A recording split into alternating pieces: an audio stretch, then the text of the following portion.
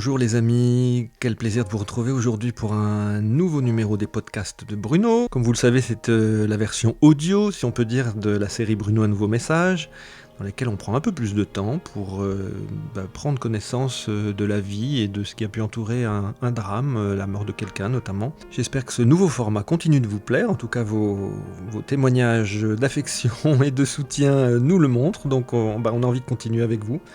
Et puis surtout, n'hésitez pas à chaque fois à nous donner peut-être de nouvelles idées si vous avez envie. Et puis n'hésitez pas surtout à participer si vous avez envie de venir parler avec moi à l'antenne. Je vous rappelle l'adresse pour nous contacter, pour pouvoir participer au podcast de Bruno. C'est podcastbruno@gmail.com. Podcast au singulier podcast, Bruno, tout attaché, @gmail.com. Voilà, je vous souhaite une bonne écoute pour ce nouveau numéro et nous allons tout de suite découvrir le ou la prochaine candidate. À très bientôt. Bruno, un nouveau message, le podcast qui vous délivre des messages de l'au-delà.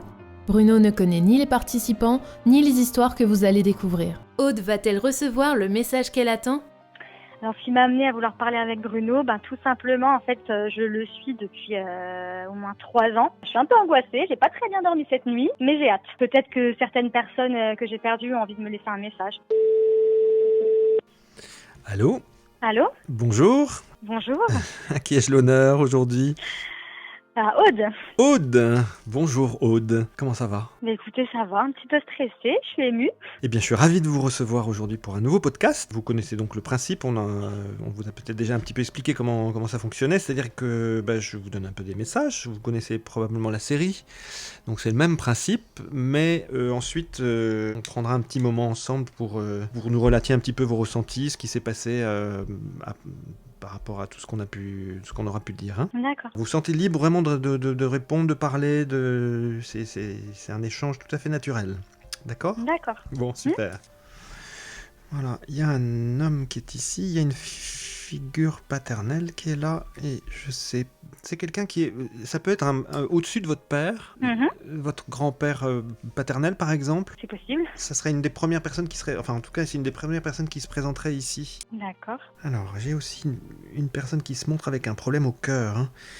Une personne qui serait partie seule ou chez elle en tout cas, et qui est partie un peu il y a soit ça ressemble presque à un arrêt cardiaque d'ailleurs, j'ai l'impression.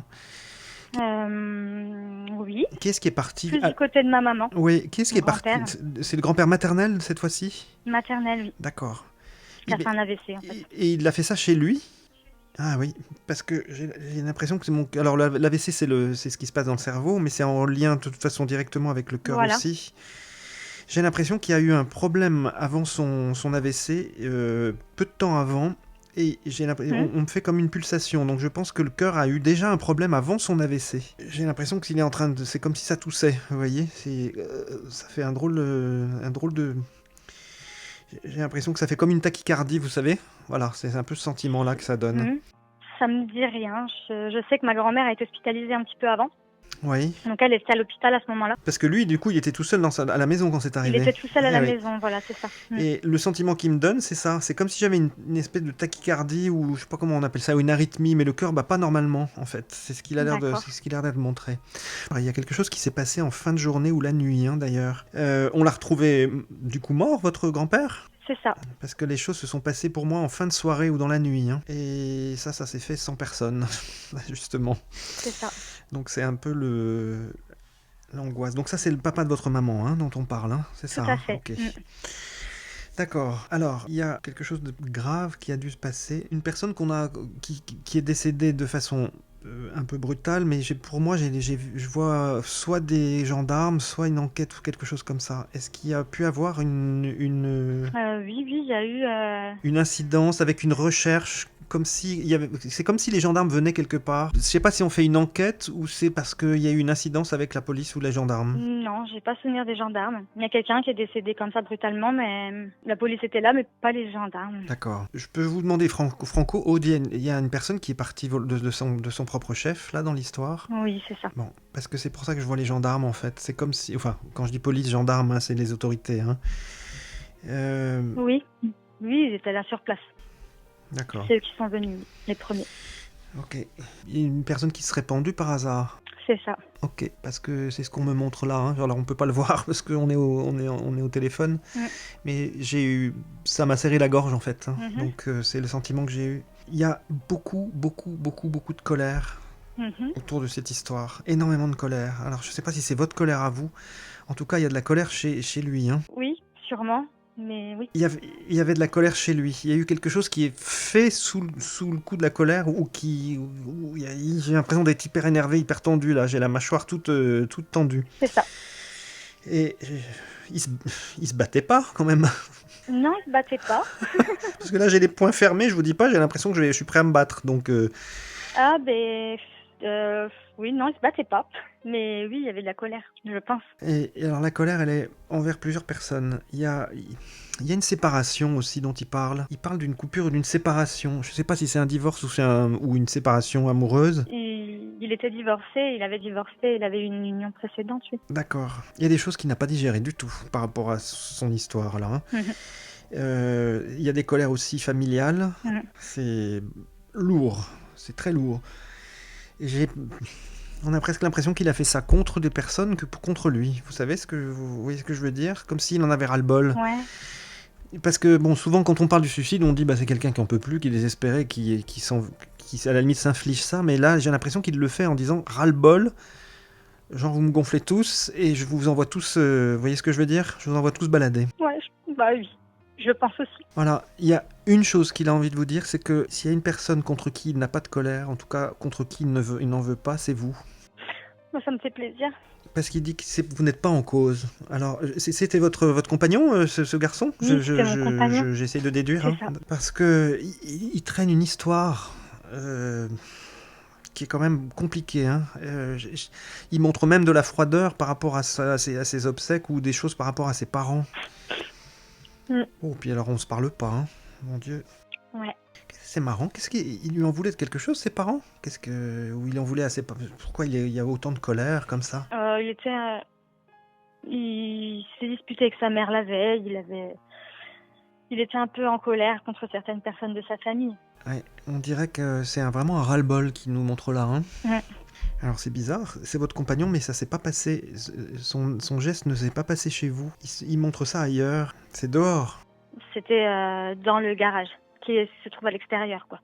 On dirait qu'il allume quelque chose, ou qu'il a allumé, mais qu'il n'a pas allumé la lumière. Il n'y avait pas de lumière dans le garage. Ça c'est fou alors. Et non. D'où, je ne sais pas pourquoi, il me montre cette lampe. D'accord. Alors, je ne sais pas pourquoi. Alors c'est le garage de l'immeuble, c'est ça? Enfin, c'était le parking de l'immeuble, c'est ça? Oui, voilà, ça fait un immeuble, un parking et puis plein de petits garages, des box en fait alignés. D'accord, je vois très bien. Je vais aller jusqu'au bout de ce que je vais vous dire là, de ce que je ressens, parce qu'il me dit si j'avais fait les choses telles que je pensais, je ne l'aurais pas fait à cet endroit-là, je l'aurais fait en allant chez mes parents. D'accord. Il y a quelqu'un dont il parle qui s'est alors il y a sa séparation à lui, il y avait le divorce ou sa séparation, son divorce avant, hein, c'est ça, ce qu'on disait tout à l'heure. Oui. Ses parents sont pas divorcés. Si. Il envoie du lourd par rapport à son père. On dirait qu'il leur reproche quelque chose à tous les deux. Pourtant s'ils étaient divorcés, et du monde de la famille aussi. Ok, alors toutes ces colères là, on va les évacuer un petit peu là parce que je les ressens très présentes encore. Il parle du jeudi. Qu'est-ce que c'est le jeudi? Le jeudi, il aimait bien le rugby. Je vois pas autre chose, le jeudi, c'était le rugby. Il allait faire le rugby le jeudi? Oui, le jeudi soir, c'était toujours le jeudi, ouais. Alors, il m'a noté, j'ai écrit jeudi ici. Ça, c'est marrant, alors. Il aimait bien, c'était un peu son défouloir, en fait. Il arrivait à sortir un peu toute sa colère ou toute son énergie. Hein. C'est ça.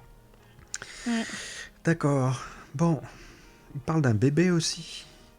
Il y a un enfant en bas âge. Vous avez eu un enfant ensemble? Oui. Et c'est un bébé qui était en bas âge quand il est parti? Oui, elle avait 9 mois et demi. Ah oui, donc c'est tout petit. C'est ça. C'est marrant. Bon, les cheveux ont dû pousser un petit peu depuis. Il me fait marrer parce que j'ai l'impression d'avoir encore le duvet. Alors à mon avis, je sais pas si ça veut dire qu'il est pas parti il y a très longtemps du coup. Non, ça fera 2 ans le 14. Ah oui, donc c'est tout frais. Oui, donc on comprend que les cheveux ils sont pas encore complètement poussés. Voilà. Bon, alors il nous montre ça. Franchement, je n'ai aucune. Il dit que rien n'est dirigé contre vous. Il y a Mhm. cette boule de colère que je trimballe depuis tout à l'heure, le début de notre rencontre. Je pense qu'il vous en a dit que la moitié. Hein. Ben, je pense aussi. J'entends la cloche. Il y a la cloche toujours ding, ding, ding, ding, ding, comme ça. La cloche. Ben, en fait, à chaque fois que je vais me recueillir sur sa tombe, en fait, je regarde pas forcément l'heure et à chaque fois que j'arrive, l'église sonne, en fait, les cloches sonnent et je me dis toujours, oh ben, c'est Yes. peut-être une coïncidence, je sais pas. Donc, c'est pas une coïncidence, ça. La cloche, chaque fois que vous allez vous recueillir, sur place, il y a la cloche qui sonne. Ben, ça m'arrive souvent. Bon, je n'y vais pas très Ben, souvent, voilà.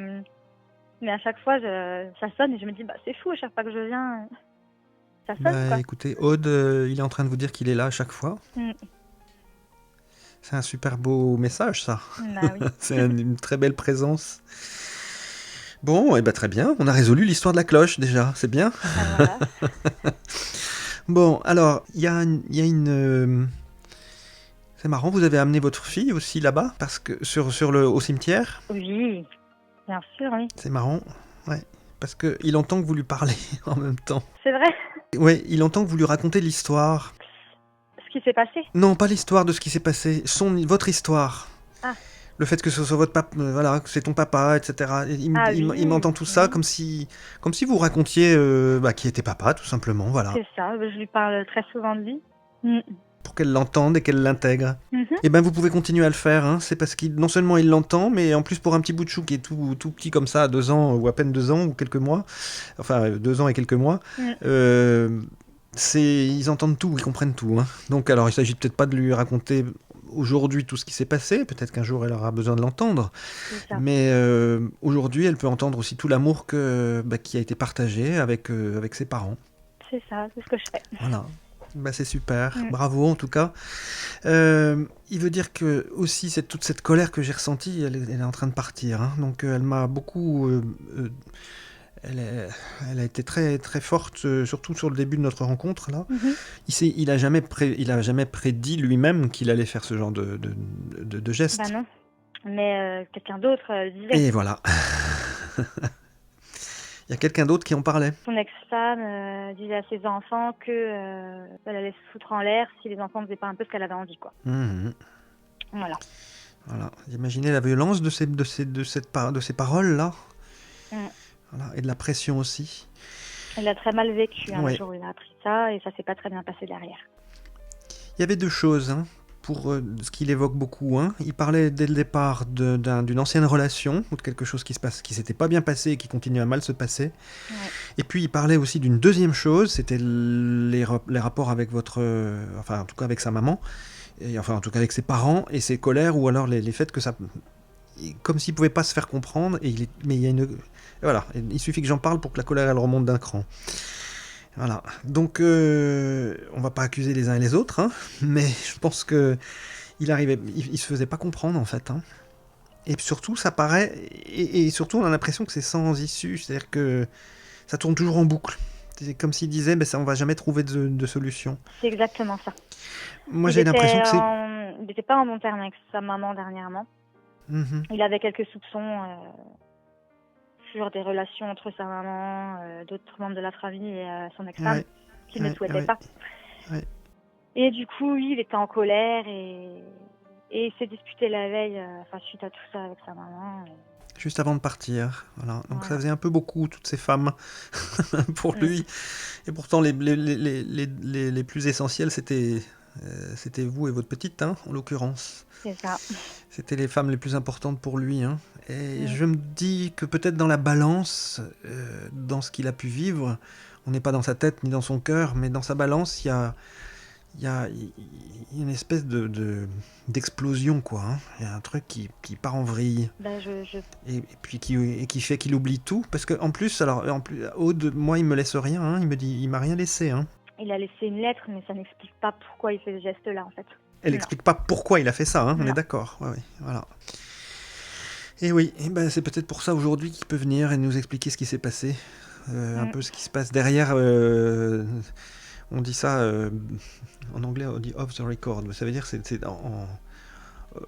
pas officiel, c'est-à-dire ce qui s'est passé derrière. Je sais pas comment vous dire ça, hein, mais c'est ce qui s'est passé dans les coulisses. Voilà, cherchez le mot. Les coulisses de l'histoire. Bon. Ok. D'où l'histoire de ce qu'on disait tout à l'heure par rapport aux gendarmes ou à la police, en tout cas des gens qui l'ont retrouvé. Il parle d'un témoignage malgré tout, hein. Vous avez Ouais. fait un témoignage, hein, Oui, oui. mais qui n'est pas lié à son... Vous avez témoigné par rapport à une autre personne. Par rapport à un vol d'une plaque que j'avais déposée sur sa tombe, qui m'a été volée, et une agression de sa maman, qui m'a agressée. Voilà. Donc vous êtes allé faire vous avez été obligé de déposer une plainte ou aller Moi je parlais des gendarmes, hein. C'était chez les gendarmes pour la plaque et à la police pour l'agression. D'accord, donc il y a ce qui me montrait, il y avait quelque chose au cimetière, ou quelque chose que vous aviez installé. C'est vous qui avez mis une plaque, quelque chose au cimetière? Voilà, c'est ça. D'accord. C'est ça. Alors c'est fou parce que cette image, elle était très forte pour moi. Comme quelque chose que vous avez vous-même dépensé. C'est vous qui avez fait l'effort de faire ça. Oui, en fait, l'effort, je le fais avec mon cœur, mais c'est-à-dire que j'avais fait faire une plaque en écrivant à mon mari. On devait se marier, mais bon, peu importe. Voilà, il n'y avait pas à mon conjoint.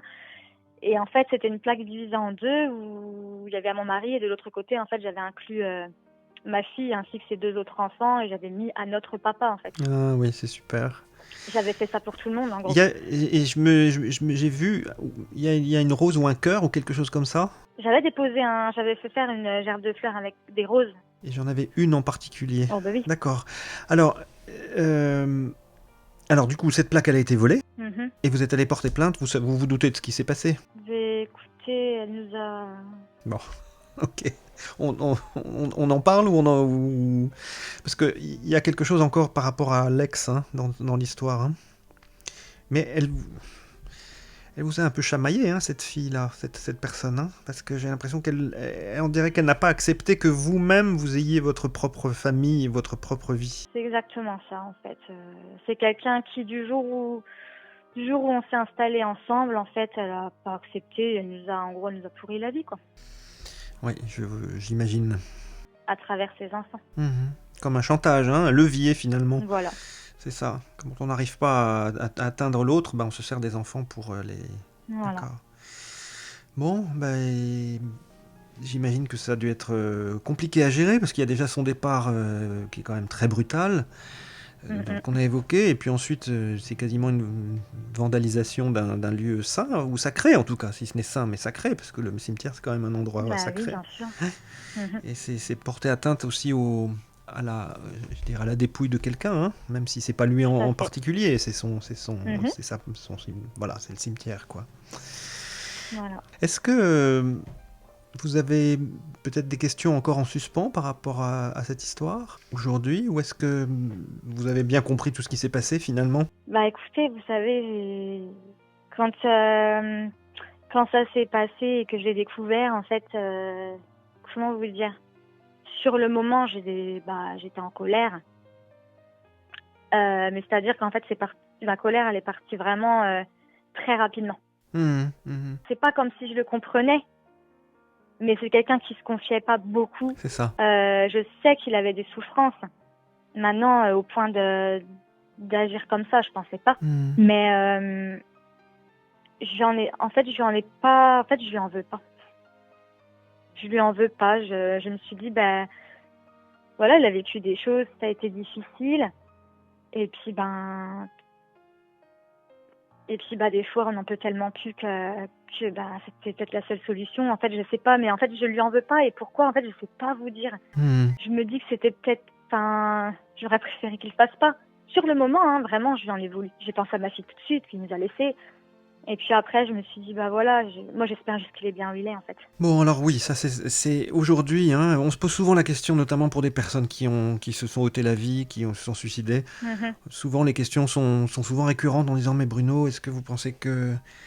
Voilà, il n'est pas dans l'ombre, est-ce qu'il n'est pas puni, est-ce qu'il n'est pas au purgatoire, ou est-ce qu'il n'est pas tout simplement... Bon, mais ça, c'est un peu trop... C'est faire un petit peu trop... C'est un peu trop calqué sur ce qui se passe dans notre vie terrestre. Hein. Quand on est passé, on n'oublie pas qu'il y a la mort, et que ça ne veut pas dire qu'il est comme ça, qu'il cueille les petits oiseaux, hein, mais ça veut dire aussi que là où il est, d'abord s'il nous parle, il peut me faire passer toutes ces informations et ces messages, c'est bien faire comprendre qu'il est passé dans un autre état, La mort, c'est aussi et avant tout, on quitte le corps, mais on quitte aussi des habitudes, on quitte Mhm. certains traits de personnalité, des dépendances, des désespoirs, des tristesses, des ras-le-bol, des colères, etc. Toutes ces choses, souvent on dit, ah bah il est encore en colère là-haut. Non, il n'y a pas de colère là-haut, il y a simplement... Ouais. Il reconnaît ce qui lui est arrivé et les raisons pour lesquelles il les a Mhm. faites. Et effectivement, tant qu'on n'a pas fait ça, quand on est passé, bah on peut rester un peu enfermé dans son coin. Si vous voulez, c'est comme si la lumière arrivait sur nous et qu'on était accueillis de l'autre côté, c'est ce qui se passe. Et puis Bah oui. parfois, bah, on se referme et on n'accepte pas Mm. l'amour qui nous est offert. Ça peut arriver. Mais je vous dis tout de suite, c'est pas le cas de votre mari. Parce que c'est vraiment un acte et de colère et de ras-le-bol. Mais il a conscience aussi des conséquences que ça donne bah, sur l'abandon de son actuelle famille. Bah oui. Donc c'est aussi des choses qu'il travaille là où il est. Et parfois on me dit, mais Bruno, c'est pas juste, hein, il laisse tout ce petit monde, c'est pas normal, Oui. les Mm. personnes qui font du mal, etc. Alors oui, bien sûr, je l'entends. Mais n'oublions pas que la mort est le passage, mais c'est pas la fin de tout. C'est pour passer à autre chose. Donc il y a des choses qu'il n'a pas pu faire et qui étaient Mhm. humainement impossibles pour lui. Et ben, il faut lui reconnaître ça. Et que dans l'autre partie de sa vie maintenant, eh bien, il est en train de le travailler et il ne le fait pas sans vous, il le fait avec vous. C'est-à-dire que le sentiment de colère que vous avez pu avoir, il l'a eu aussi avec vous. Et le sentiment d'amour qu'il partage avec vous, vous l'avez avec lui. Voilà, ça va Bah ensemble. écoutez, ça me fait plaisir d'entendre ça. Bon, mais c'est important aussi qu'il puisse le dire lui. Mm. J'ai un petit peu une question par rapport à ça. Est-ce que vous avez gardé des contacts avec ses parents ou du moins sa maman depuis toute cette histoire? Sa maman, pas du tout. Du coup, ça c'est. J'ai une partie de sa famille qui m'a tourné le dos. D'accord. Et du coup, qui allait un peu. Disons que personne. J'entendais pas des bonnes choses de son ex-femme. Et quand il est décédé, sa maman, son frère et sa sœur sont partis un peu avec l'ex-femme. En gros, voilà, ils m'ont tourné le dos, quoi. D'accord. Ils m'ont fait passer pour la Oui, c'est ça. fautive. Du Voilà, coup, c'est de ma voilà. faute, c'est moi qui. Voilà. Et par contre, son papa, qui est à côté de moi, là, avec sa conjointe, ça se passe très très bien. Bon, ça c'est super alors. C'est une Voilà, belle. j'ai de la chance. Ah ouais. C'est ça. Du coup, comment, parce que on va l'appeler votre beau-père. Mhm, Comment bah est-ce oui, c'est mon que, beau-père. comment il réagit par rapport à tout ça aujourd'hui? Comment ça se passe? Est-ce que